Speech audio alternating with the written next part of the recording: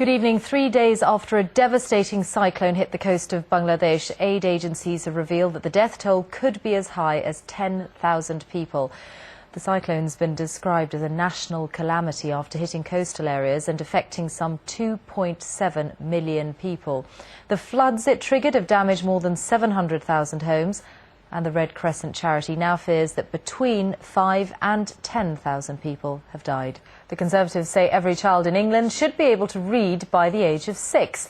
They've called for English assessments for 6- and 7-year-olds to be replaced with a standard reading test and greater use of the phonics system. Labour has accused them of copying their policies. Tony Blair is presenting his first report at the United Nations in New York in his role as a Middle East peace envoy. The former Prime Minister and the 4 main sponsors of the Middle East peace process, the USA, the UN, the European Union and Russia, are all discussing a peace conference planned for later in the year. Well, watching it all is our diplomatic correspondent James Robbins, who's in New York. James, how important is this particular meeting for the Middle East peace process? I think it's very important because the Quartet is now hearing its first assessment from Tony Blair. James, just briefly, I also want to ask you about the Iranian president. He's been creating something of a stir, hasn't he? President Ahmadinejad, who's on his way or may just now be arriving in New York, has certainly created a stir for several reasons. He's given a new interview to American television, which airs here this evening, in which he repeats more forcefully than before, I think, his denial that Iran is building a nuclear bomb. This is BBC World. I'm Mishal Husain in Washington. For the first time in 3 years, Palestinians are once again in control of the northern Gaza Strip, and Israeli checkpoints are being dismantled. The move was made possible after Hamas and other militant groups declared a temporary ceasefire over the weekend. Particularly the European rupture.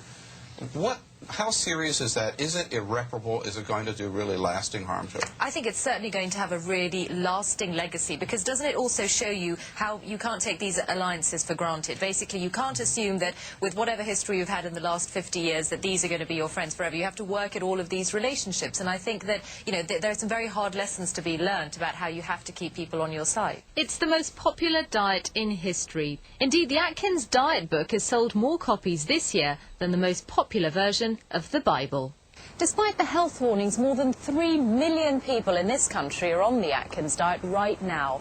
So is it bad for your health, or is it a sensible way to lose weight? Tonight, Real Story conducts a unique experiment. We're going to find out what happens to 3 doctors when they try the Atkins diet for a month. Well, let's go live now to Washington and join Mel Goodman, a senior fellow at the Center for International Policy. You were formerly with the CIA, Mr. Goodman. With that perspective, what is your reaction to these reports of a leak? Well, there's no question that there was an authorized leak. It had to come from the White House because you're dealing with the name of a person who was under deep cover at the Central Intelligence Agency. Now, you know the CIA very well. What are you hearing from people who are at the agency now about what kind of investigation they'll be wanting to see? Well, the people I've talked to at the CIA, and I've talked to many, would like an independent investigation, because you're talking about putting lives at risk. Hello and welcome to this special edition of Asia Today from New York. I'm Mishal Husain, and I'm here to meet the Indian-born filmmaker Ismail Merchant, who this year has celebrated 4 decades in the film business.